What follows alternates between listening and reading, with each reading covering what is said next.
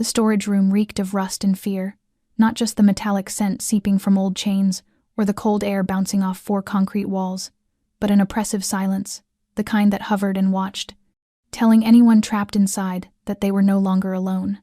Somewhere in the far darkness, chains clinked softly against each other, like the shallow breath of something infernal. A single bulb swayed overhead, its sickly yellow light spilling across the stained concrete floor, where something dark was slowly spreading. Jamie Carter hung, suspended, wrists raw and bleeding from the ropes pulled too tight.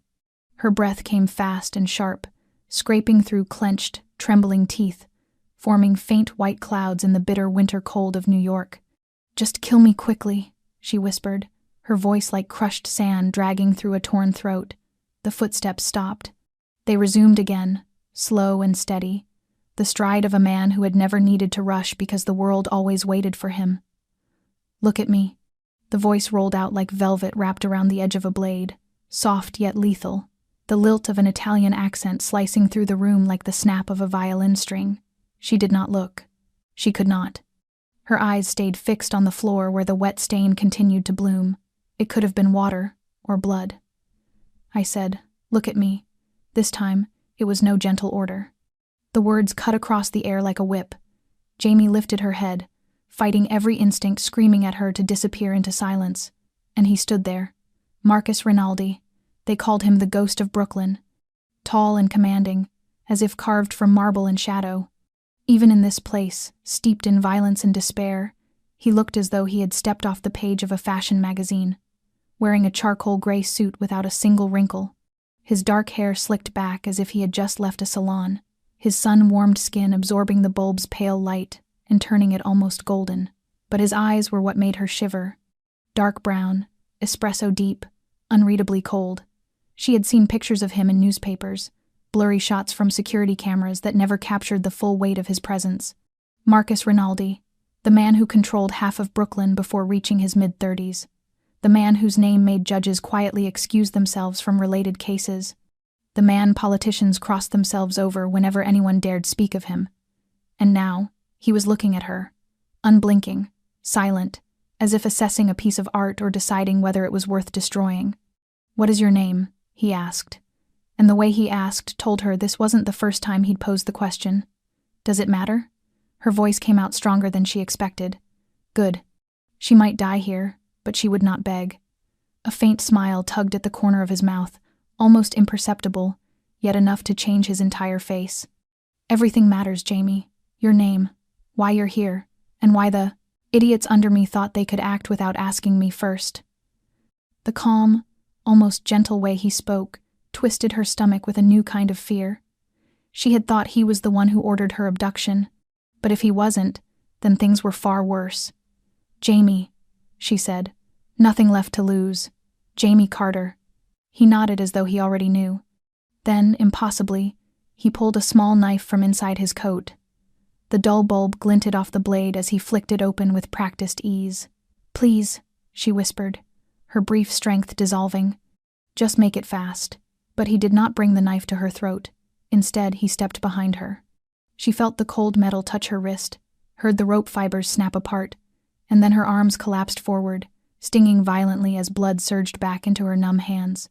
Her legs buckled from the long suspension, and she fell against a solid chest carrying the faint scent of expensive cologne and something darker, more dangerous. "Easy," he murmured, one hand steadying her waist so she wouldn't fall. "You're safe now." A jagged laugh escaped her like broken glass. "Safe? In a warehouse with a notorious Mafia boss? Sounds like a joke." "At least you're honest about what you're thinking," he said with another small smile. "But yes, you're safe. At least, with me."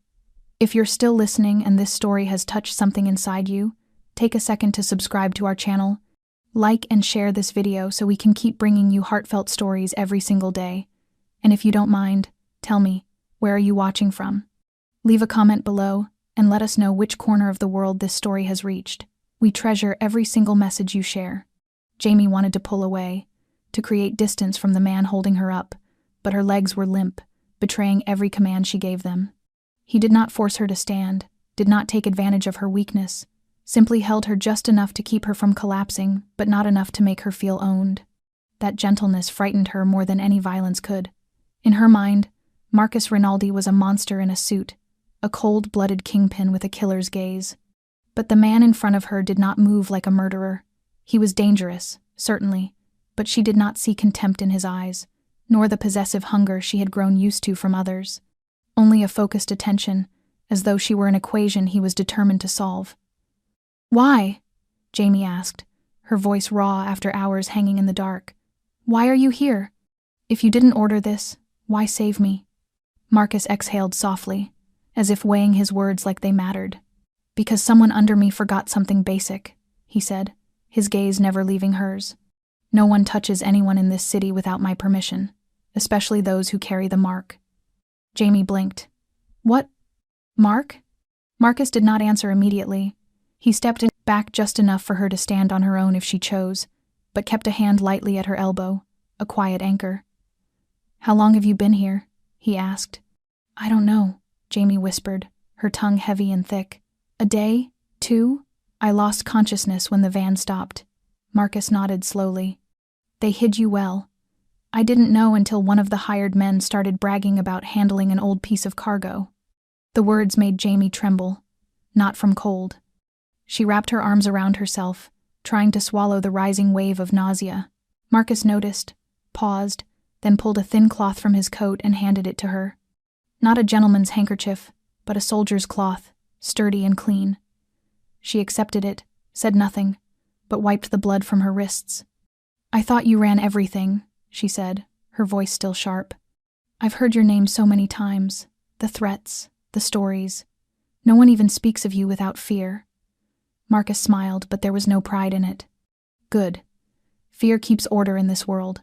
But fearing the wrong man, that's a disaster." Jamie studied him, skepticism still in her eyes. "So, what am I to you now? A problem to fix? A warning to your men? You're a variable," he said instantly. "And I don't like unsolved variables." Jamie let out a brittle laugh. "I'm not a puzzle. I'm just someone who tried to run and failed." Marcus stilled for a heartbeat. When he spoke again, his voice was quieter, low like wind slipping through a stone crevice. "No, you didn't fail. You're alive." A simple line, but the way he said it made it feel weighty, like a vow carved into stone. Jamie looked at him again, truly looked. He was still Marcus Rinaldi, the man Brooklyn feared. But in his eyes now, there was not only shadow, there was something that looked almost like anger, not at her, but at those who had done this to her, a dangerous, simmering fury too quiet to dismiss. Jamie realized, perhaps for the first time in years, that she was no longer alone in this nightmare. But she also knew that anything gained from a man like this came with a price. And that price, she still did not know. Jamie kept her eyes on Marcus's face, searching for something, some thin border between truth and deception, between protection and manipulation, but the only thing she found was a disquieting calm, as if he were used to being seen through but had never once been understood. She stepped back half a pace, just enough to create distance without escaping his presence. Marcus noticed the movement, said nothing, and simply drew the folding knife from his coat pocket. The blade snapped open with a sharp metallic click that cut through the silence, making Jamie's spine go rigid. She swallowed hard, her breath shallow and quickening. He didn't draw a gun, didn't raise his voice, didn't make a sudden move, yet something in the way he approached her, slow and fully in control, reminded her of the men who used to touch her with gentle smiles before reducing her to an object. She took another step back. Marcus stopped, his voice low and steady. "I won't hurt you. I gave you my word. I'm only cutting the rope." Jamie didn't respond. She only lifted her wrist, letting him see the angry red marks etched into her skin, the raw, bleeding grooves and the numbness beneath them. Marcus stepped forward, carefully lifting her wrist with one hand while guiding the knife beneath the rope with the other. The overhead light cast a pale glow, catching on the blade and in his eyes, and for the briefest moment Jamie saw something unexpected flicker in the espresso brown depths, a faint, unfamiliar gentleness, not pity, but respect. The blade sliced through the rope in one smooth motion, clean, efficient, without adding to her pain. The severed bindings fell to the concrete with a dry echo that carried across the cold room. The sudden freedom made Jamie dizzy. Her hands throbbed, her shoulders burned, her chest tightened. She staggered forward, but Marcus caught her, his arm firm around her waist.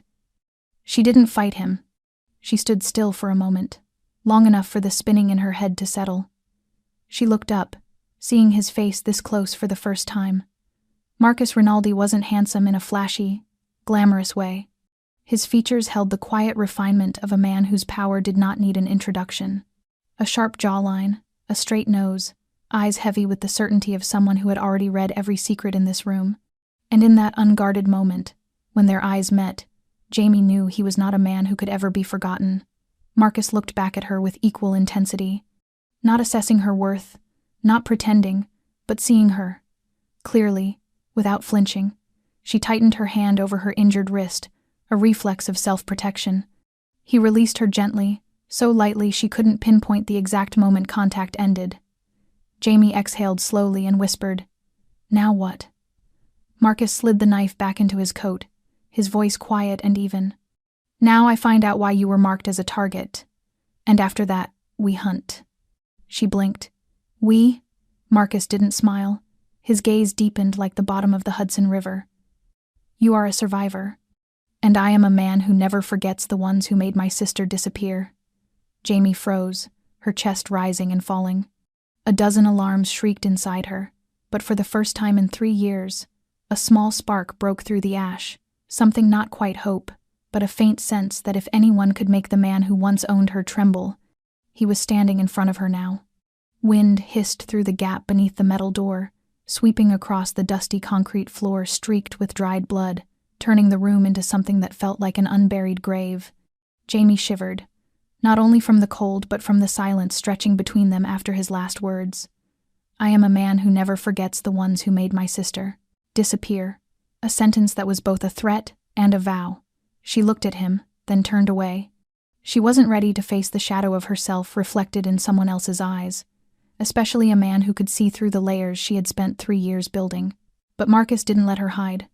"Who are you, Jamie?" he asked, his voice soft but unmistakably grounded. She bit her lip, tasting the metallic tang of blood. That question wasn't simple. It wasn't small talk. It was the opening line of a verdict, or a salvation. "I told you already," she said, eyes on the cold concrete wall. "Jamie Carter." "Names are easy," Marcus replied.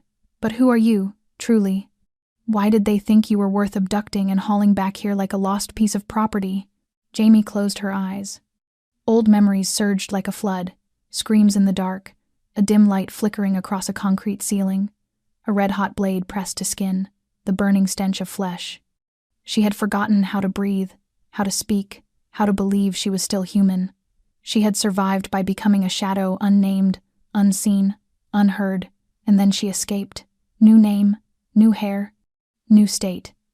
Each night, a silent prayer that they would never find her. But now she understood it had all been futile. Marcus stood still, hands in his coat pockets, watching her with unwavering patience. No anger, no demands, just waiting. And strangely, that patience tightened something deep in her chest. "Who I used to be doesn't matter," she murmured. "What matters is that now I'm just someone running, a survivor, a walking corpse with scars that don't heal." "Surviving isn't a crime," Marcus said, "but running forever is a prison you build for yourself." Jamie turned to him, meeting his gaze. "What about you? You don't run? There's nothing that scares you enough to make you turn and flee?" Marcus didn't answer right away. Then, like smoke drifting from a crack in stone, he said, "I used to run, but I learned that the more I ran, the closer they got. The more I hid, the stronger they became." "And you chose to fight," she whispered. "I chose to make them fear me more than I feared them." Jamie let out a hollow laugh, joyless and thin. "I once thought I could do that too. But when they started, I wasn't me anymore." Marcus tilted his head, his eyes heavy and quiet. "What did they do to you?" Jamie said nothing. And then, as though every defense she had ever built cracked at once, she lifted her shirt slightly, revealing her lower back where a scorched, raised mark twisted across her skin. A grotesque tattoo, a serpent coiling with hollow eyes and an open mouth, as though swallowing her soul. Marcus stepped close, not touching her, only looking. His eyes changed. No longer the eyes of a dangerous man, but of a predator awakened by a buried rage. "Serpent brand," he murmured, barely audible. Jamie lowered her shirt, hiding the part of herself no one had seen since she escaped. "Now you know," she whispered, her voice raw. "I was property. Once marked, forever theirs." Marcus stared at her, his eyes darkening to something fierce. "No, Jamie. They may have burned their mark into your skin, but they never owned your soul. If they had, you wouldn't be standing here." Jamie held his gaze for a long moment. And in that fragile, wordless space between two strangers, something real passed between them. An unspoken recognition, a shared darkness, a truth no longer hidden. Marcus remained still, his gaze locked on the place where Jamie's scar had disappeared beneath the torn fabric of her shirt. And though neither of them spoke for several long, stretching seconds, the air between them thickened with everything they had not yet said. Jamie felt her whole body tighten, as if even Marcus's breath might be enough to make her collapse all over again. He stepped forward half a pace, slow and without a hint of threat, yet she still recoiled instinctively until her spine pressed against the cold wall. Her eyes were sharp with fear, like a small animal that had just slipped from the jaws of a predator and was ready to claw one last time. Marcus did not move closer. He stopped where he was, holding just enough distance to keep from invading her space, and when he spoke, his voice carried a weight deeper than the darkness filling the room. "I have seen that mark before," he said. Jamie's fingers curled around the edge of her shirt, clutching it as if she could tear herself open. "Then you know what it means." "I do," Marcus answered, his gaze never leaving her face. "Serpent brand, the emblem of one of the human trafficking branches under the K Group, one of the cruelest divisions they have." Jamie shuddered, her whole body reacting to memories etched too deeply to fade. "They don't call it a tattoo, they call it a marking ritual, the same way people brand cattle with heated iron." Marcus's eyes narrowed, his voice dropping to something barely above a breath. "They did that to you?" Jamie did not answer at once. She bit her lip until she tasted blood, then gave a tiny nod. "I was one of their high-value items 3 years ago. When I tried to escape the first time, they strapped me to a metal chair and heated the iron for 2 minutes before pressing it into my back. One held my arms, one held my legs. The third one laughed." Marcus's hand curled into a fist, the knuckles turning white. "The third one's name?" "Victor Resnick," she said slowly, as if carving each syllable out of her throat. "He was the shipment manager in East New York back then. I don't know what rank he's climbed to now, but he's alive, and he's still running that nest of monsters." Marcus closed his eyes for a moment. Jamie could not see the rage rising inside him, but she felt it, a heat like the breath of a caged beast swallowing its own roar. "My sister," he said, using that word for the first time, no longer calling her family or someone. "She also disappeared 3 years ago. When they found her body, there was nothing left to identify, except part of a burned scar on her shoulder, a fragment of a serpent." Jamie froze. She looked at him, and for the first time saw a crack in the fortress Marcus had built around himself. She said nothing. She didn't need to. The silence between them was no longer empty. It was shared grief, thick and wordless, built from blood and ash. Marcus opened his eyes again, his gaze sharp as a blade. "That scar," he said, "is not shame, it is proof, that you survived, that they did not kill you." Jamie shook her head, her eyes burning. "It is a sentence. It reminds me every morning that I was once turned into something less than human." Marcus stepped forward another half pace, and this time she did not retreat. "It does not remind you what you were, Jamie.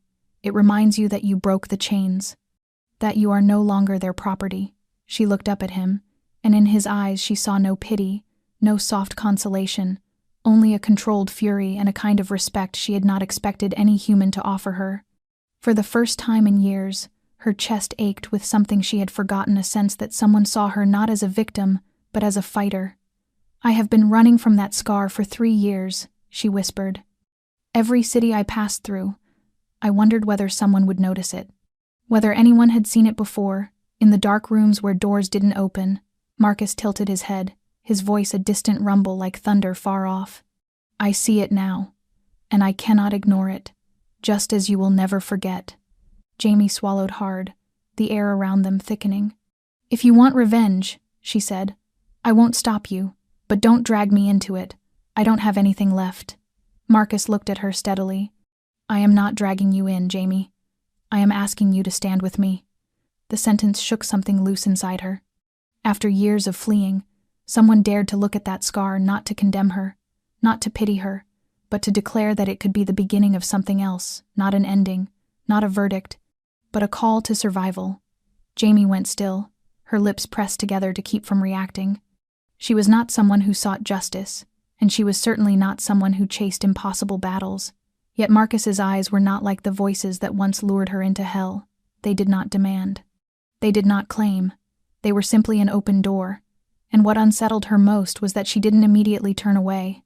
Marcus took an unlit cigarette from his coat, rolling it between his fingers as though he needed something to keep his rage from splitting him open. His voice low and steady, not trembling, but with something cracked woven through the spaces between his words. "My sister's name was Elena," he said. 6 years younger than me, old enough to paint her nails and slip love notes into shoeboxes and believe the world would be gentle if she was gentle first. She always thought I was a hero. Jamie didn't interrupt. She stood as still as if any movement might shatter his story and send it scattering into dust. Elena disappeared one August afternoon. She was walking home from summer class. The distance was only 3 blocks, full of sunlight and bus engines, but no one saw her after the corner turn. Marcus paused, gripping the cigarette, his eyes darkening as if staring straight through time. 3 days later, a warehouse on the outskirts of Newark was found. The smell inside forced the firefighters to wear full masks. There were 4 bodies, 3 unidentifiable. The 4th was confirmed by a broken half of a gold necklace, identical to the piece I kept. Jamie felt her stomach clench. The details didn't need description. The images bloomed in her mind as if sketched in blood. On her shoulder they found part of the serpent brand. I don't know how they took her, or why. She wasn't reckless. She wasn't mixed up in anything dangerous. Maybe it was just easy, convenient. Maybe it was because she was my sister. Jamie inhaled sharply, the pain in his voice slicing into her like shards of glass. Marcus didn't need to shout or weep. His silence weighed heavier than any outburst. "I killed 3 men afterward," he said. "Not the ones who did it, only the ones closest to her that I could find. But none of them were connected to Victor. He was smarter than all of them. He vanished the moment things heated up." Jamie clenched her fists. Victor. His name had been the shadow at her back for 3 years, and now she learned he was also the demon haunting the man in front of her. Something thin and fragile felt like it was tying their ruined lives together. Marcus lit the cigarette but didn't smoke it, letting the flame burn for a moment before pressing it out with his fingers. No flinching. No reaction. The pain had become a habit. "I swore that if I ever had the chance, I would erase that rotten network from the map," he murmured. "Every last one of them. I am not the police. I don't need evidence. I only need names." Jamie said nothing, but her heartbeat quickened, because for the first time, the broken pieces inside her began to shift in the same direction as someone else. Not toward revenge, toward an ending. Jamie did not know who spoke first. It might have been her. It might have been him. Or perhaps the silence that had stretched too long had transformed into a language that required no words at all. But when their eyes met again, what quietly rippled through the air was no longer suspicion or hurt. It was something unfamiliar yet unmistakably real. Alliance. She exhaled softly. "You said if you ever had the chance, you would wipe them out." Marcus nodded. "And now I'm standing in front of a chance." Jamie stayed silent. She knew whatever he said next would change everything, that if she nodded, there would be no turning back. But she also knew that if she walked away now, the scar on her back would never again be just a scar. It would become the mark of surrender. "I have a network, people, resources, intelligence," Marcus said slowly, his voice low as night water. "I can track down every link in the K-group chain, but I don't know how they think. You do." Jamie did not deny it. 3 years on the run, fleeing even her own shadow, had taught her the structure of that network down to its bone. The code words they used, their transport routes, their silent language. She didn't need a map. They had carved themselves into her memory, corner by corner. "I'm not someone you can trust," she murmured. "I lied to a lot of people to stay alive." Marcus didn't blink. "Then now is the time to use that survival to make them pay. I don't want to kill anyone." "Good," he said, without a trace of mockery. "You don't need to kill. You only need to point. Tell me which door to break, which man to take, which artery in their operation is the one that bleeds." Jamie leaned against the wall, exhausted yet thinking faster than she had in 3 years. "What if I told you I could lead you to one of their incoming shipment points?" Marcus looked at her the way a man looks when he already knows the answer, from the moment he sees the scar on a woman's back. "Then I gather my people," he said. "No questions, no trials." Jamie lifted her gaze, her eyes no longer uncertain but sharpened by something colder.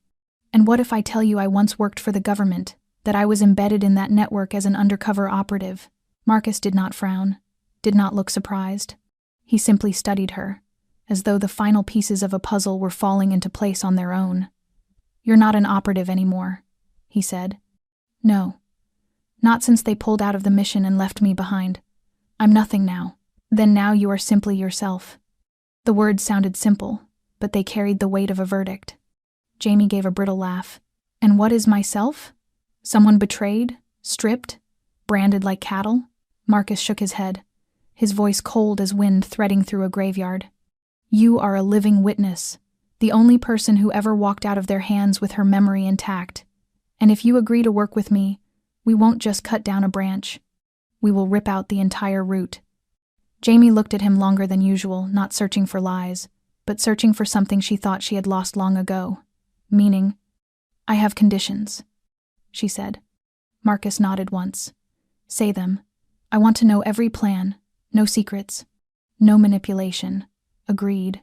"And when this is over, I decide where I go, what I become, with no debt and no leash. You will be free." Jamie tightened her hand. "And if I fall back into their hands, I want you to promise you won't. Let me live." Marcus did not answer immediately. He stepped forward, close enough that she could hear his heartbeat, steady and forceful like a war drum. "I promise," he said, voice deep and certain.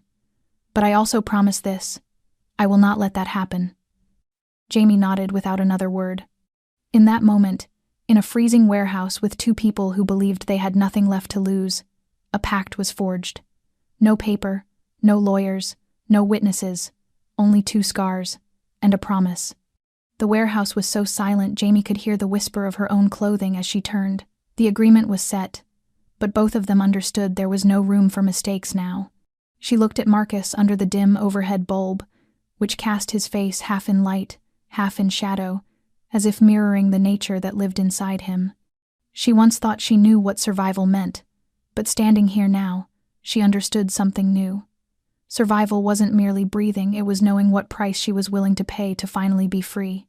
Marcus pulled a small device from his coat and set it on a rotting wooden crate, a voice recorder. No connection, no transmitter. A simple piece of equipment placed on the makeshift table like a reminder. From this moment on, their words and decisions would matter. He looked at her. Jamie nodded without hesitation. Marcus pressed the button. The red light blinked. "State your terms clearly," he said. She inhaled, keeping her voice steady. "I am not your subordinate. I do not take orders. I am a partner. You need me because I have information. I need you because you have reach." Marcus nodded. "Continue. I can walk away at any time, without being hunted or threatened. If I decide things are spiraling beyond control, I disappear, and you let me go." He paused for a few seconds. "You trust I will keep that promise?" "No. But I need you to understand I will never bow again. Not to anyone." Marcus nodded slightly, accepting. "What else?" Jamie gripped the edge of the crate. "I want a name. A new identity. If we succeed, I leave this country. I start a life somewhere no one knows who I was." Marcus studied her, his eyes seeming to read through her without judgment. "Freedom always has a price." "I already paid in advance with 3 years of hell," Jamie said quietly. "The rest, I pay with their blood." He didn't smile and didn't nod. He simply pressed the stop button on the recorder and put it away. "Fine, you'll have what you asked for. But I have one condition of my own." Jamie folded her arms, wary. "Say it." Marcus stepped closer, stopping a single arm's length away. While you work with me, you do not lie. You do not hide information. No double games. She gave a dry laugh. I was an undercover operative, Marcus. My whole job was lying. But you are Jamie now, he said. Not any of the identities you wore before. If you want me to see you as someone I can trust, that is the only rule. She didn't answer right away, but eventually she nodded, sharply, as though stitching that vow into her own skin. Fine. From now on, truth. Even if it kills me. Marcus extended his hand. Not the cold clasp of a Mafia deal. Not the blood-slick grip of men who traded in pain, just a hand offered between two people who had lost everything and were now wagering what little remained on a nameless war. Jamie stared at that hand for one brief moment. Then she placed hers into it. The grip was firm, warm, steady. It was not the beginning of a plan. It was a commitment. And the first marker of freedom, whatever the cost might be. As their hands parted, Marcus turned toward the rusted warehouse door, pushing it open with his shoulder to let the faint light of the first dawn after a long night spill in. Jamie followed him, each step pushing her further from her old nightmare and closer to a battle she never imagined she would choose to return to. But this time, she was not prey. In the back lot, a black SUV waited. Inside, an Asian man sat behind the wheel, dressed plainly but carrying an alert sharpness in his eyes. Marcus nodded toward him, then looked back at Jamie. This is Lee. Trust him. He doesn't speak much, but he hears more than anyone I know. Lee glanced at Jamie in the rearview mirror and gave a single nod. No greeting. None needed. The car pulled away from the abandoned industrial block. They drove in silence for nearly half an hour before Jamie spoke. I know a place, she said. Not where they are, but where their couriers used to stop. An old car wash in the southern Bronx. It used to be a drop point for Victor's group. If it's still active, there will be signs. Marcus didn't ask how she knew. He simply turned to Lee. Take us there. 5 minutes later, they stopped a block away, hiding behind an abandoned delivery truck. Jamie crouched low, eyes trained on the lot in front of the decrepit car wash. Everything looked quiet, too quiet, she signaled Marcus. A crooked old camera hung from the corner of the building, dead for years.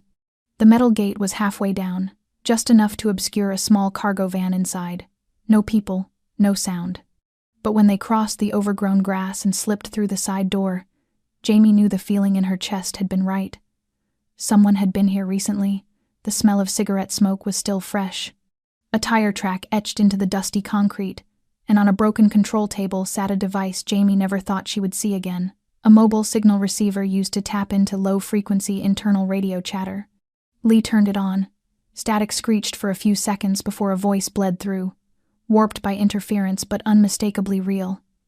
You sure that girl ain't dead? I hate when the product runs before we pull the chip. A man's voice, Eastern European, followed by another man's dry, cruel laugh. If she was dead, I'd have dumped her body by the dead docks. But Victor wants her kept. He says that one used to be special. You know what kind of special he means. Jamie froze, her hands curling into fists. Her throat tightened. It was them. It was their voices, the men who had locked her up, who laughed while she screamed. Marcus shot her a look, then gestured for Lee to record. The laughter crackled again through the receiver. I bet she thinks someone's coming for her. Poor thing. If she's smart, she'll kill herself first. Click. Silence. Jamie shut her eyes. Her whole body trembled not with fear, but with the rising pulse of fury. 3 years of terror. 3 years believing she would never be strong enough to listen to those voices again.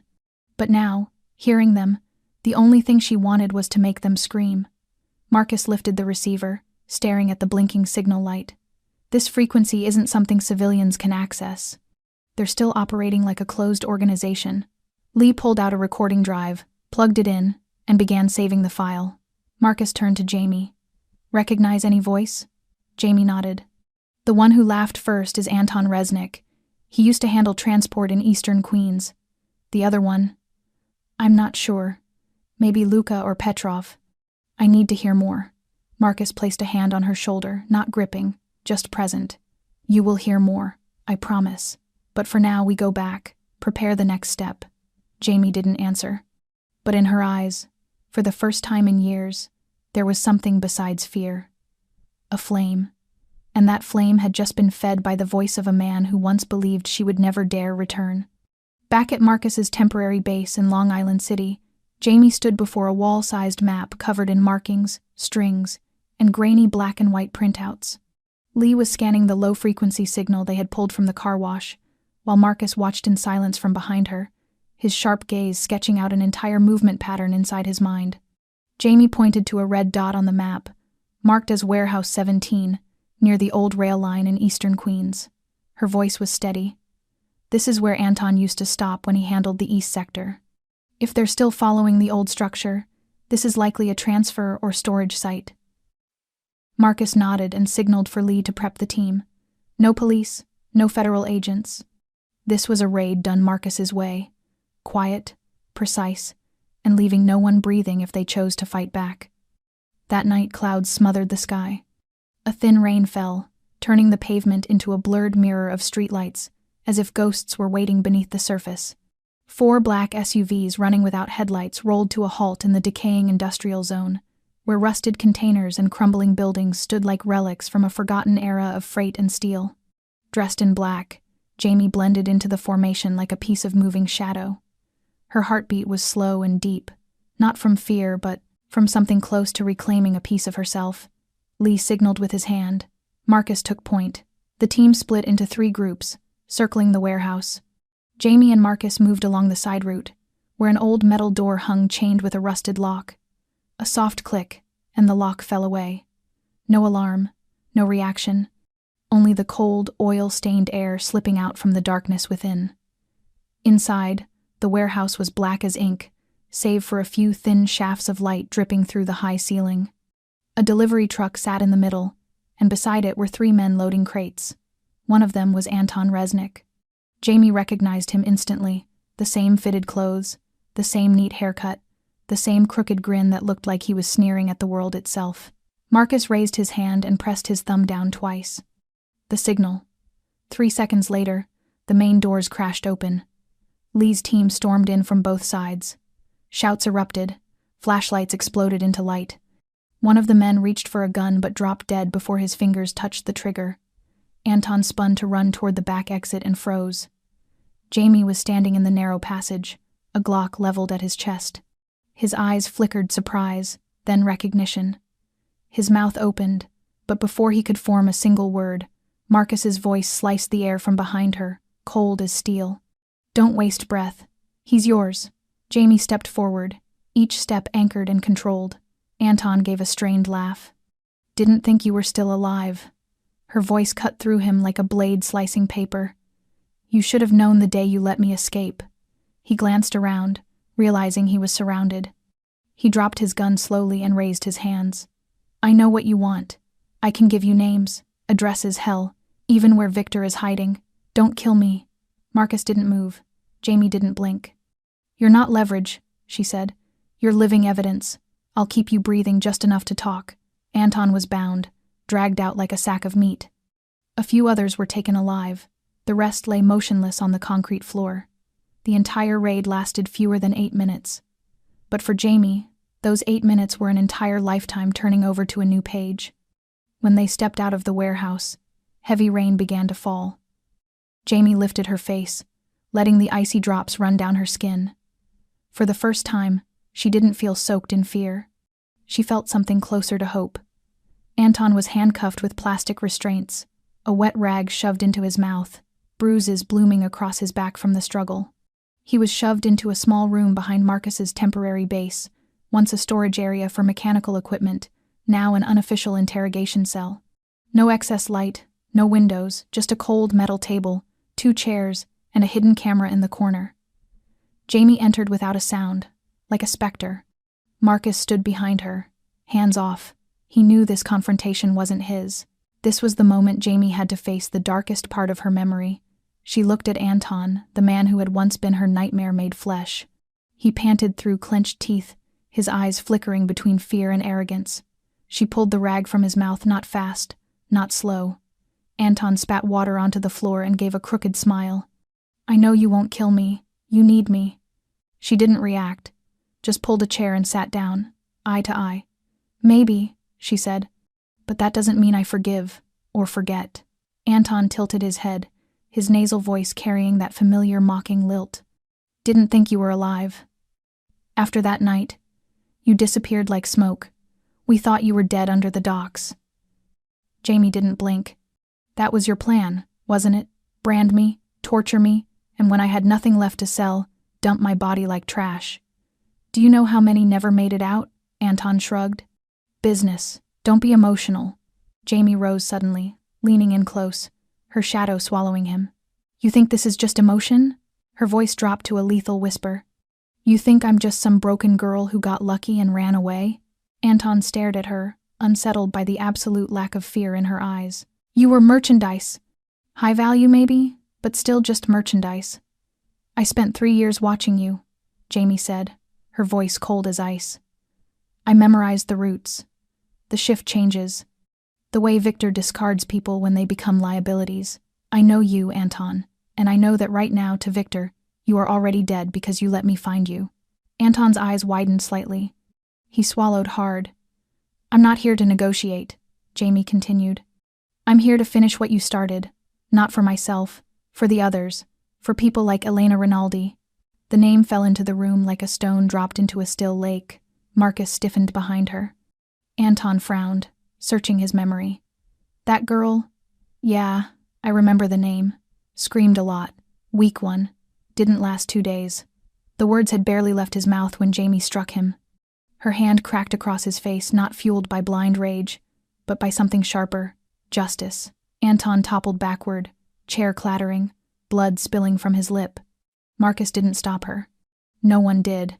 When Anton lifted his head again, the smile was gone. Jamie leaned close, her voice steady. You'll talk. Every name, every drop point, every apartment, every account. You'll lead us to Victor. Or I will leave you in this room, and I'll let Marcus decide what to do with the man who laughed at his sister's pain. Anton gasped for air, looking from Jamie's cold eyes to the dark silhouette of Marcus standing like an executioner in the corner. The arrogance washed clean from his eyes. He gave a small, trembling nod. Jamie stepped back and released a long breath. She wasn't shaking.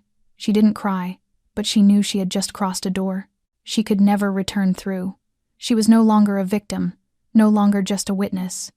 From that moment on, she was the guide in the hunt for the very demons who once dragged her into hell. Marcus stood before the metal board where the map had been pinned, his finger tracing the routes leading toward the southern piers of Brooklyn, stopping precisely at a red mark, Pier 17. A receiving point abandoned after a massive storm a decade ago, a place without modern security systems, erased from the city's tax records, and therefore perfect for human traffickers to conduct business away from anyone's eyes. Anton had talked after hours locked in a freezing room, his pulse slowing under the influence of neuroblocking drugs and relentless psychological pressure, stammering that Victor would be there at midnight on Friday to meet a middleman from Europe with a new shipment. Jamie stood behind Marcus, listening to every word repeated back, feeling her skin turn cold as if brushed by sea wind, while her heartbeat thudded slow, steady, and heavy, like a drum announcing something larger drawing near. Lee moved around the room, checking each headset, each rice grain-sized tracker, each gun clean to a shine with no trace of oil. In his hand was the personnel list for that night, no more than 10 people, all handpicked by Marcus, all carrying blood debts against K Group. People who had lost family, people who had lived on the edge of the law, but had never once betrayed trust. Marcus didn't need numbers. He needed precision, needed people who would not hesitate when the moment arrived.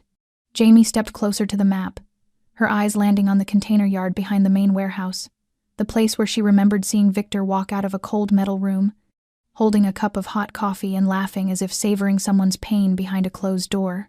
She pointed to it, describing each of Victor's steps, each spot where guards usually lingered to smoke, each narrow space in the sheet metal roofing one could climb through without being seen.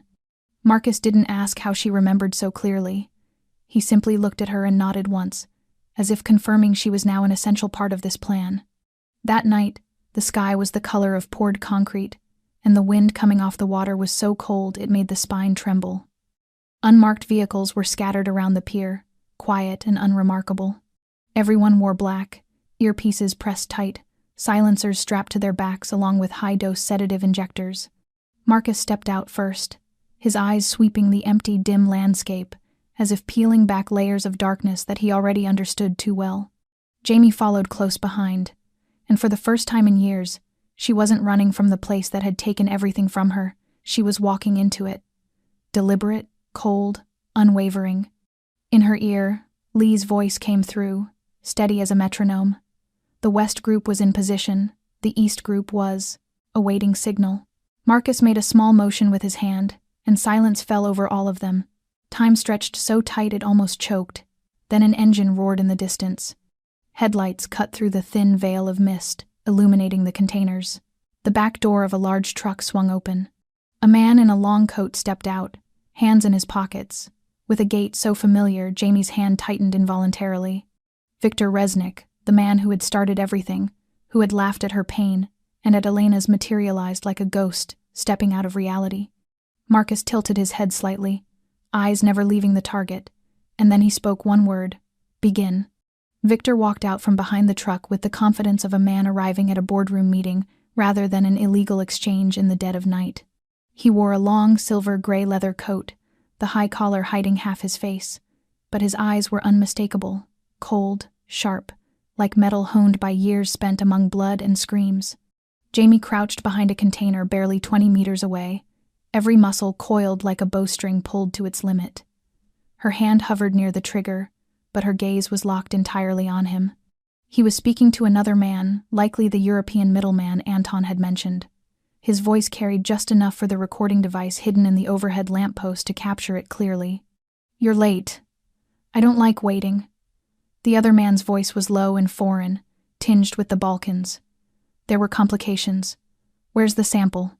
Victor gave a soft laugh, and Jamie watched his head turn toward the eastern corner of the yard, where a steel door cracked open.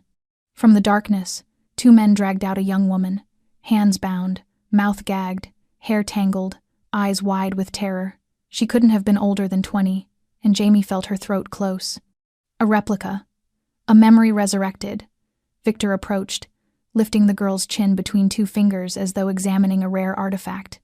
"As you can see, merchandise remains pristine, but special inventory doesn't stay quiet for long. You know how to keep them that way, don't you?" The middleman didn't reply, busy inspecting a faded serpent mark on the girl's wrist. Victor's eyes darkened, and a low chuckle escaped him. "That reminds me, do you know who my most special merchandise used to be?" No one answered. The entire pier seemed to freeze. Victor took a few slow steps toward an old container, speaking as though confiding in the shadows. "Jamie Carter, a fake name." He paused, smiling. "Echo 7. One of the FBI's finest little mice, embedded in my line for nearly 2 years.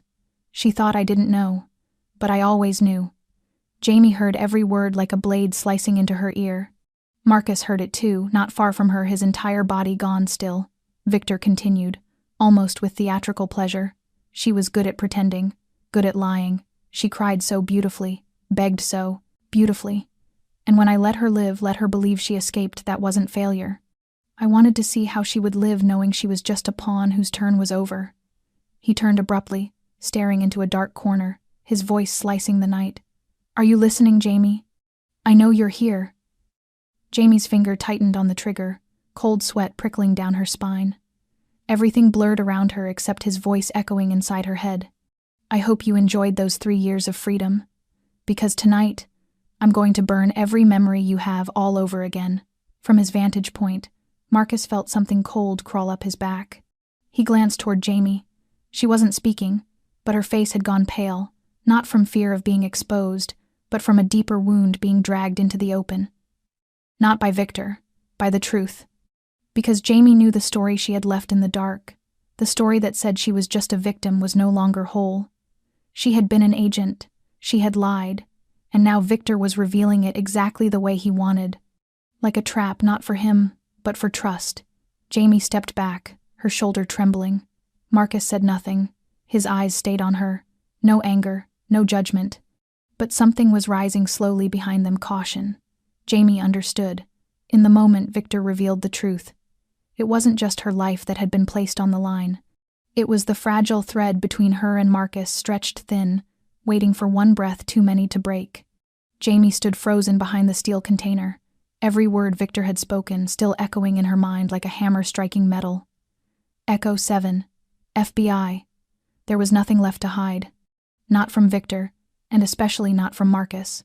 The wind coming off the water howled through the gaps between rusted shipping crates, carrying a cold sharp enough to cut through skin and lodge deep in her chest. She turned her head. Marcus remained where he was, only a few steps away, his shadow stretched long beneath the dim glow spilling from a container lamp. He was silent, unmoving, but his eyes were different now. Gone was the direct, steady trust he had shown her before. What replaced it was doubt raw and unshielded, as if someone had stripped away the last piece of ground he believed was real. Jamie couldn't form words. She knew anything she said now would sound like a cover. Marcus took a step toward her, each footfall heavy as stone. He stopped directly in front of her, his voice low and rough, but not angry. How long? That question cut deeper than an accusation, because it wasn't blame, it was the quiet ache of someone who had just lost his footing. Jamie drew a breath, unable to meet his gaze. 2 years inside their network, then 3 years running after I was exposed, meaning from the very beginning, she had never been what she seemed. Marcus looked straight at her, voice steady but weighted like granite. So back at the warehouse, when I found you, when you collapsed and told me to finish it, all of that, was it real? Or just part of another performance? Jamie finally lifted her head and looked at him without shields. I wasn't acting. Not then. Not when you cut the ropes. But I couldn't tell you the truth. Because I knew if I did, you would never take me with you. Marcus didn't answer. He turned away, eyes drifting toward Victor, still speaking casually with the broker as if he controlled the entire night. Do you know what I hate most? He said softly. Not liars, but people who choose the perfect moment to reveal the truth when they know there's no time left to turn back. Jamie swallowed hard, her voice trembling. I didn't choose the moment. Victor did. He wants to divide us. Marcus let out a dry, humorless breath. I don't need Victor's help for that. You already did it. Their silence settled like thick fog between them. In the distance, Lee whispered into the earpiece, signaling a shift in formation. The operation was still underway. The objective still stood. But in this small pocket of time, between Jamie and Marcus, something had cracked. Not shattered, but the first fracture had appeared. And sometimes, a fracture was all it took to bring down a wall. Jamie didn't cry. She simply stood there, wind sweeping her hair to one side, and in her eyes flickered an unspoken truth. I lied, but not to betray you. And Marcus turned not because he was abandoning her, but because if he stayed one moment longer, he feared he would ask one more question, one he wasn't ready to hear the answer to. Marcus had barely turned away when gunfire erupted at the head of the pier, shredding the thin silence that had barely held their doubts at bay. A bullet tore past the container, punching into the steel with a burst of sparks. Lee's voice cracked through the comms. They've spotted us, fall back. Ambush point compromised. Marcus yanked his Glock from his hip, slid out from behind cover, and fired 2 sharp rounds toward the muzzle flash glinting atop a shipping crate roof. Jamie dove after him purely on instinct, her mind no longer capable of dwelling on the conversation they had just left behind. Every sense now moved with the survival reflex drilled into her years ago. Across the pier, an engine roared. Victor's truck lurched backward toward the exit, as if he had already anticipated the ambush, and he wasn't fleeing alone. From behind the containers, silhouettes erupted, men clad in body armor, submachine guns raised, unleashing a storm of bullets toward Marcus's team withdrawing to the west. A round grazed Jamie's shoulder, slicing a burning line of blood but not deep enough to stop her. She staggered, righted herself, and kept moving, breathing through the pain. Her grip on the gun tightened. She slid along the side of a container, eyes locked on Victor's escape path. Marcus shouted, "Hold position, block his exit. Don't let him leave the pier." Lee and 2 others opened fire on the truck's rear tires.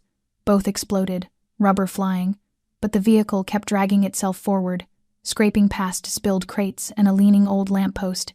Victor didn't falter.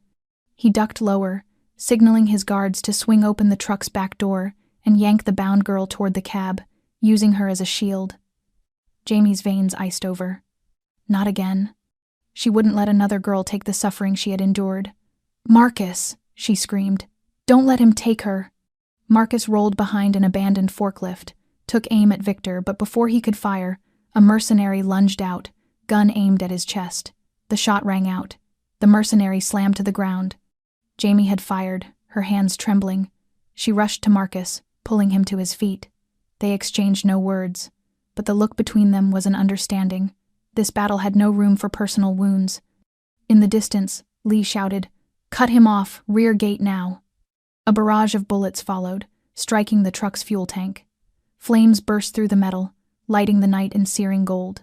Victor rolled out of the driver's seat, dragging the girl with him, barking orders for cover fire, but the net was closing. One by one, Marcus's people appeared from the dark, guns locked onto every escape route. Victor laughed wild, unhinged, pressing the muzzle to the girl's head. "You think I won't, Marcus? I've killed younger than her. Back off. Now." Marcus didn't move. Jamie didn't move. Wind ripped through the burning pier, carrying smoke, salt, and the stench of blood, but everything seemed to hold its breath as Victor's gun touched the trembling girl's temple. A single shot cracked. Not Victor's, not Marcus's, Jamie's. The bullet tore through Victor's shoulder, spinning him back, forcing him to release the girl. Lee lunged forward, pulling her to safety. Victor turned toward Jamie, eyes blown wide not from pain, but disbelief. And before he could raise his weapon again, Marcus fired once, a precise shot into Victor's leg, dropping him onto the concrete where blood pooled into the dark water, spilling across the pier like the end of a long-delayed game. Sirens wailed in the distance. Jamie let her gun fall, breath ragged. She turned to Marcus. He looked at her longer than necessary. He said nothing, but in his eyes, something had been held onto, and something else perhaps had been forgiven.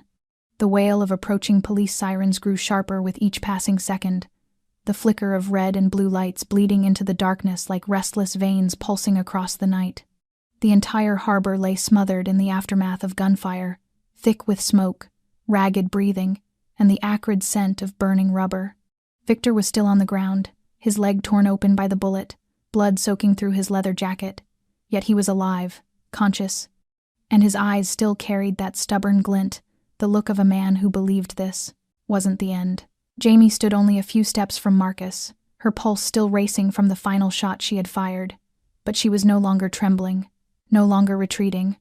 She was no longer the woman who had once been chained to a warehouse beam, begging for death. She had just saved Marcus's life, and more than that, she had saved herself from reliving the nightmare that had once swallowed her whole.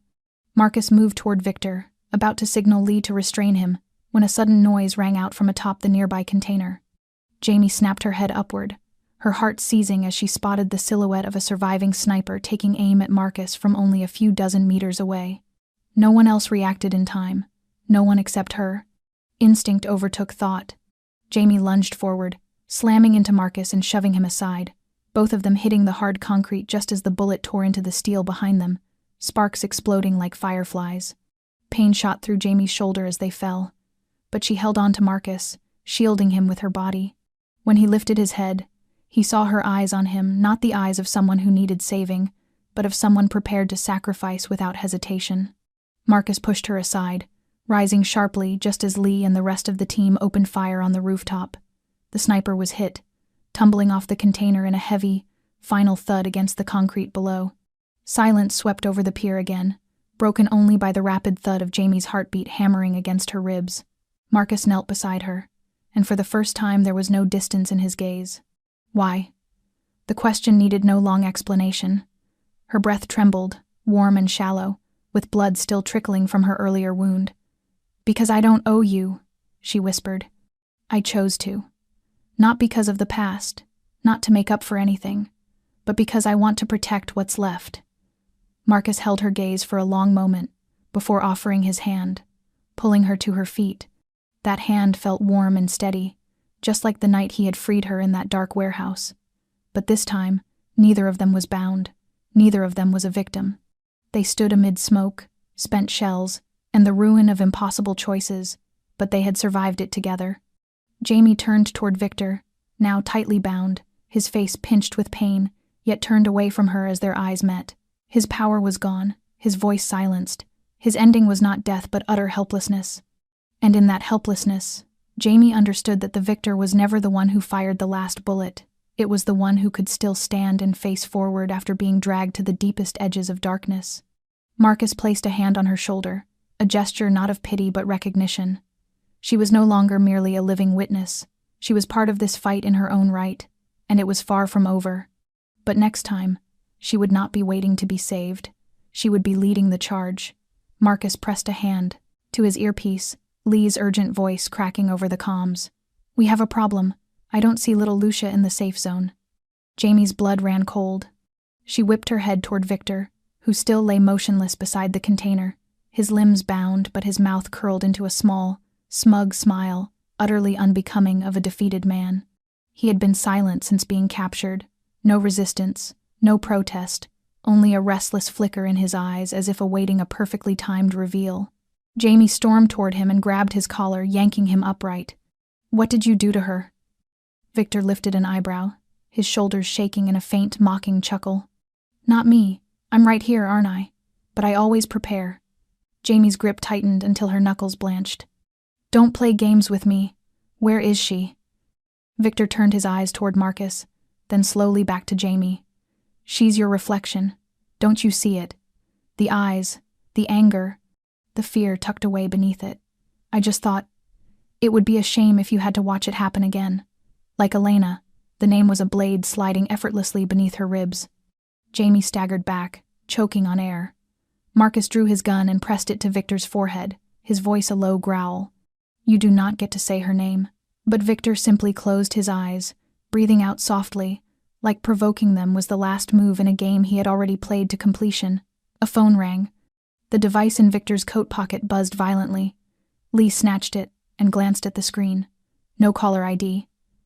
Marcus nodded sharply, and Lee answered on speaker. A man's voice filled the cold air, smooth and oily, laced with a faint Eastern European cadence. "Everything has gone exactly as Mr. Victor predicted. The target has been moved to the meeting point. We await further instructions." No one spoke. Jamie grabbed Marcus's hand, her gaze turning fierce. "We cannot let them take Lucia away. I'm going." Marcus hesitated, his voice rough. "Jamie, if it's a trap, if they're trying to pull you out where we can't protect you." She nodded. "Maybe they are. But I'm the only one they want to talk to. I used to be a pawn. Now I'll use that to end this game." A set of coordinates pinged to the phone, pointing toward a remote section of forest in northern New Jersey, over an hour's drive away. They split up. Marcus assigned Lee and 2 others to accompany Jamie, while he stayed behind to secure Victor and ensure nothing slipped through the cracks. The road to the meeting point narrowed into a single track, surrounded by dense pine trees, the wind dragging long, haunting whispers through the branches. Jamie stepped out of the vehicle, her gun hidden beneath her coat, her eyes sweeping the shadows. Ahead stood an old wooden cabin, its door slightly ajar, a dim pool of amber light spilling from within. She entered cautiously, her heart pounding. Inside, little Lucia sat on a chair, her hands loosely bound, her mouth uncovered, her wide eyes reflecting both fear and relief. Standing behind her was a broad-shouldered man whose face she did not recognize, yet the way his hand rested on Lucia's shoulder made it unmistakably clear he was more than a guard. He smiled, his manner gentle as though this were a simple negotiation. "Jamie Carter, or perhaps I should call you Agent Echo 7. We want to make a deal." Jamie tightened her grip, her voice a blade. "Give me the girl. If you don't, I will make sure none of you walk out of here whole." The man chuckled softly. "No need for threats. We have no interest in keeping the child. But Victor, he wanted you to see your own helplessness. Wanted to know if you could save someone a second time, or fail again, like with Elena." Jamie stepped closer, her gaze burning. "I'm not who I used to be." The man nodded, his eyes gleaming with something almost like respect. "I know. And that is why we'll give you a chance. 1 bullet, 1 target. If you shoot me before I pull the trigger, the child lives. If not, then history repeats." The game began. Jamie drew a slow breath, reaching behind her. No trembling, no doubt. She had survived the worst, and now she would end it, once and for all. Jamie stood motionless inside the cold, breathless wooden cabin, each tick from the old wall clock echoing like a countdown on Lucia's fragile life. The little girl sat frozen on the chair, her wide, terrified eyes locked onto Jamie, as if clinging to the last thread of hope she could find. The man behind her wore a faint smile, his hand resting lightly on the grip of the gun at his hip, a gesture that did nothing to hide the ease with which he was prepared to pull the trigger. Every escape route flickered through Jamie's mind and died just as quickly. The distance between her and the man was too small, the risk too heavy. One wrong move, one nervous twitch, and Lucia would never take another breath. Jamie drew in another long, steadying breath, her hands slowly lifting, her gaze never leaving the girl's. "I didn't come here to play games with a child's life. I came here to end this." The man raised an eyebrow, a brief flicker of surprise crossing his features before he let out a soft laugh. "So you choose surrender. How humane." Jamie nodded, her voice low and unwavering. "Yes, I surrender. Let the girl go and I'll accept whatever you want. I came unarmed." "You can check." The man signaled with his eyes, and another figure stepped through the back door, moving toward Jamie, searching every layer of her clothing, every finger, every scar. No gun. No recording device. No backup plan. Jamie was completely bare. The man's smile widened. A once famous agent handing herself over like this. Victor will enjoy hearing about it. He tilted his head toward Lucia. "All right, one life for one life. I keep my word. Lucia, you may go." But no one stepped forward. No one loosened the ropes. Jamie frowned. "You said she was free." The man nodded. "Correct, but you forget one thing. Freedom is never free." He drew his gun suddenly, not at Jamie but toward the door. In that split second, Jamie saw the back door crack open, and Marcus's familiar eyes glint in the darkness as he raised 3 fingers. 3 seconds. Jamie understood instantly, and she moved. She let her body drop to the floor as if fainting from fear, the man chuckling as he stepped closer to check. But the door burst open, and a gunshot cracked through the cabin, the first bullet tearing into the man's shoulder and dropping him instantly, his weapon skittering across the floor. Jamie rolled aside, sprang up, and the thin blade she had hidden in her waistband flashed as she hurled it toward the second man, rushing in through the left window. The blade sinking into his wrist and knocking the gun from his hand. Marcus stormed in behind her, firing without hesitation, 3 sharp shots dropping the remaining men reaching for their weapons. Amid the chaos, Jamie raced to Lucia, slicing through the ropes and pulling the trembling girl close, shielding her small head with her body as the final bullets echoed through the rotting cabin walls. Then silence. Heavy, trembling silence broken only by ragged breaths, the fading stench of gunpowder, the faint char of splintered wood, and the frantic beating inside Jamie's chest as she whispered to Lucia that it was over.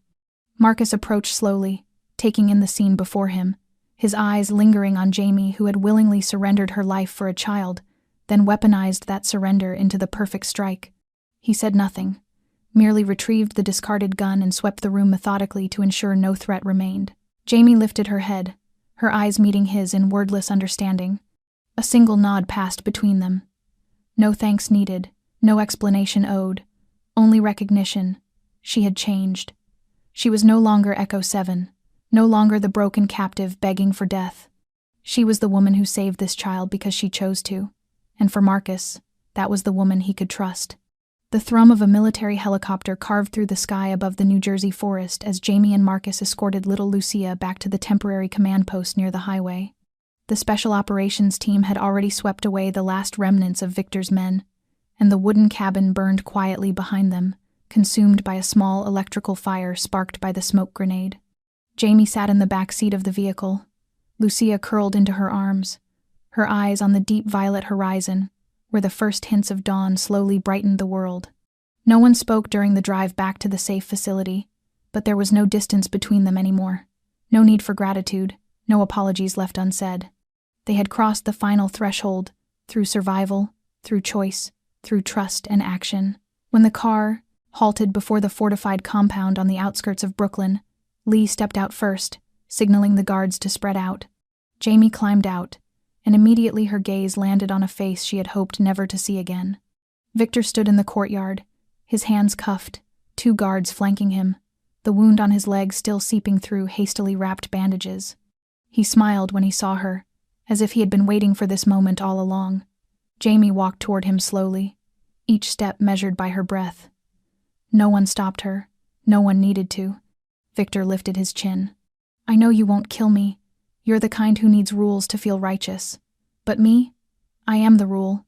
Jamie stood before him, her expression neither angry nor afraid, only a suffocating stillness. She pulled the Glock from Marcus's holster, Marcus silent behind her, offering neither push nor protest. She raised the gun and aimed at Victor's forehead. He did not close his eyes. He even smirked. Do it. End it. One bullet, and everyone will call it justice. But Jamie did not pull the trigger. Instead, she lowered the gun, her gaze never leaving him. No, I won't kill you. Not because I'm weak. Because you don't deserve the mercy of a bullet. You'll face judgment under the law, and under the memories of every life you've destroyed. I want you alive. I want you waking up every day seeing the faces of children like Lucia, hearing the voices of people you will never hurt again. That is the real death sentence. Victor froze, speechless for the first time. Jamie turned away, placing the gun back into Marcus's hand without looking, but as she walked off, a small sound behind her stopped her in her tracks.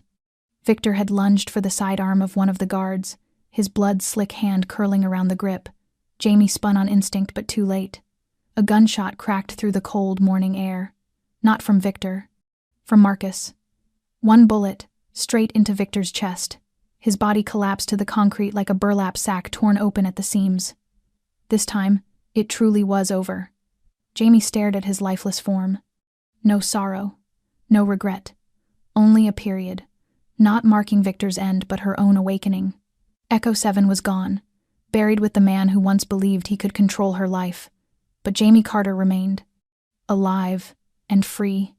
A thin rain fell over the courtyard of the temporary detention site as Jamie stood alone beneath the overhang, the yellow light spilling from the hallway behind her, casting her shadow long across the damp concrete. Marcus approached from behind, the steady crunch of his footsteps on gravel neither hurried nor slow. He didn't speak at first. He simply stood beside her, hands in the pockets of his long coat, eyes fixed on the corner of the yard where Victor's body had been taken away less than an hour earlier. He drew a sealed envelope from his pocket, simple and thin, and handed it to her. Jamie took it, feeling the dry weight of the paper, heavier, somehow, than the bullet that had ended Victor's life. What's in here? Her voice was soft but direct, without avoidance. Marcus glanced at her for a moment before answering. A release from prosecution. A full wipe of your record and a new identity. If you want, you can leave New York tonight. Leave all of this behind. Jamie froze, her eyes fixed on the envelope as if it could speak her choice for her. Marcus continued, his voice low and sincere. You've done your part. No one's hunting you anymore. No debts left to pay in blood. You can disappear, live a life untouched by the past. You're no longer Echo 7, no longer an agent, no longer someone on the run. You're Jamie Carter. And you have the right to choose for yourself for the first time. The wind rose, sweeping a few decaying leaves against the edge of the roof. Jamie opened the envelope and saw inside a new identification card, a passport, and a one-way plane ticket to a small town in the western United States, a place where no one knew her name and no one cared why she had arrived. She let out a quiet laugh, but it wasn't a relieved laugh. It was thoughtful, almost conflicted. I used to think if I ever had this chance, I wouldn't hesitate. I dreamed of disappearing. But now that it's here, I'm not sure. Marcus nodded, not pushing her. That's why I didn't choose for you. I only gave you the option. The decision is yours. You're not cornered anymore. Jamie folded the envelope and held it tightly in her hand. I don't know if I'm ready to be ordinary, but I know one thing. I don't want to live in the dark anymore, pretending none of this happened. I don't want a life built on running. Marcus turned toward her, his expression softening. So what will you do? Jamie looked out into the thin rain, her voice steady. I'm staying. I owe something to the dead and to the living. I want to end this, not just for myself, but for Elena and for every victim. I want to use the truth to change something. If anyone knows what it's like to lose everything, it's me. Marcus didn't answer, but he nodded. In that nod lay agreement, and a deep respect that required no words. No one was forcing her. No one was binding her. Just two people standing side by side, and a decision born out of freedom. She didn't need to run. She would walk forward. And this time, under the name she had reclaimed with blood and courage, Jamie Carter, not Echo, not anymore. Jamie sat alone by the window of the small room above the temporary headquarters, the streetlight filtering through frosted glass, casting a pale stripe of brightness across her cheek. Outside, the city refused to sleep. The streets glimmered faintly, cars moved like fragments of unfinished memories. She held the new identification card in her hand, the face of the woman she could become printed on its surface, though inside she still felt like Jamie Carter, with all her fractures unhealed. She turned the card over and over as if hoping it could show her the future in its cold letters. Freedom. What did that word taste like? She had once believed freedom meant leaving everything behind, disappearing into silence, becoming someone no one spoke of again. But now, with Victor gone and the shadows receding, she finally understood that freedom wasn't walking away from everything, it was having the courage to face everything without fear. Freedom didn't come from escape, but from choosing the road ahead, and she had chosen to stay, to face the past, to rebuild from the wreckage, rather than cover it with a new name. But alongside freedom came something heavier: debt. Not financial, not to an organization, but to people. Jamie owed Elena a chance she could never give. She owed Lucia a safer world to grow up in. She owed Marcus the trust she had fractured, and she owed herself an honest answer to whether she deserved to keep living. She knew she couldn't restore everything. She couldn't bring back the dead or erase what she had done as Echo 7, but she could turn mistakes into resolve and pain into purpose. No one was asking her to do this. That was precisely why it mattered. No orders. No mission briefing. Only the will to reclaim the part of her humanity once crushed under fear. Marcus had been right this time, it was all up to her. And that was more terrifying than any underground network she had ever infiltrated, because it was real. No one to blame. No excuses left. Jamie rose and stepped toward the small mirror in the corner. She studied her reflection for a long time, not to check her scars, not to measure her wounds, but to confirm that the woman in the mirror was truly her, a woman who had broken but not vanished, who had despaired but not surrendered, who was learning to live again, not for anyone else but for herself. From the kitchen downstairs, she heard Lucia giggling as she played Uno with Lee, the soft sound ringing like a bell signaling something new had begun. A beginning without grandeur, but real. Jamie exhaled slowly, turned toward the desk, folded the envelope with the new identity, and placed it in the drawer before locking it. She didn't throw it away, but she wouldn't carry it with her either. If she needed it one day, that would be a different choice. But today, she chose to stay. Not out of fear or obligation, but out of freedom. Dawn broke across Brooklyn's horizon as a gentle sweep of light tearing through the last remnants of night. In the small room on the second floor, Jamie Carter stood by the window with a cup of hot coffee in hand, her gaze on the first rays brushing across rooftops still slick with dew. The distant honk of an early bus, the soft whir of a delivery bike rolling down the street, the footsteps of the paper carrier, all of it formed a familiar overture that never lost its quiet vitality. A new day had begun, and for Jamie, it was more than that. It was a new chapter. She was no longer Echo 7, no longer the shadow moving through raids and interrogations, no longer the survivor crawling out of torture and betrayal. She was Jamie Carter, a woman who chose confrontation over fleeing, forgiveness over vengeance, life over mere existence. Her journey had not started with triumph, but with collapse. Not with applause, but with silent tears. Yet in every fracture, in every moment she nearly broke, she had learned how to rise. Jamie stepped into the hallway where Lucia sat by the window reading a book, her face lighting up the moment she saw her. It was the gaze of a child who knew this world still had people willing to protect what was good, gentle, and right.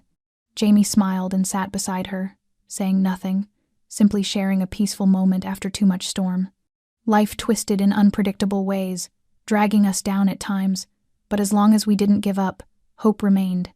And in mornings like this, we all had the right to choose to live fully. Jamie's story wasn't just a journey of survival.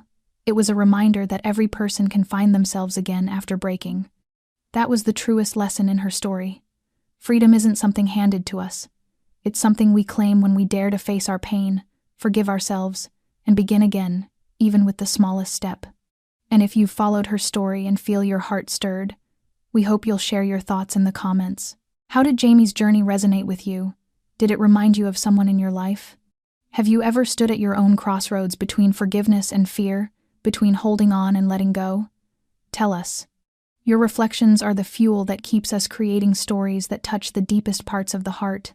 And if you found meaning in this emotional journey, don't forget to subscribe, like, and share this video with the people you care about. We'll bring you new stories every day, stories full of inspiration, tenderness, and humanity, crafted for listeners of all ages, especially those who appreciate slowing down and reflecting. Thank you for spending your time with us through this long story. We wish you and your family good health, peaceful spirits, and days filled with meaning and joy. Goodbye, and we'll see you in the next video.